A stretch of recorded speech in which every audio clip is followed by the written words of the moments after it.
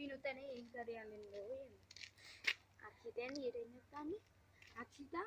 వీడేం చెప్తాను పువ్వులు ఎందుకు అసలు ఇలా బతుకమ్మ కదా బతుకమ్మ రేపు వేసుకుంది లేదు వినుతనే ఏం చెప్తానో చూసేద్దాం ఏం కర్రీ అని నువ్వు చూసేద్దాం నాడు పెద్ద తమ్మి ఇంతకు అసలు ఏం కర్రీ అనిందో అదే టెన్షన్ అవుతుంది కర్రీ అందుకే నేను మస్తుగా తినాలి తిండిపోతు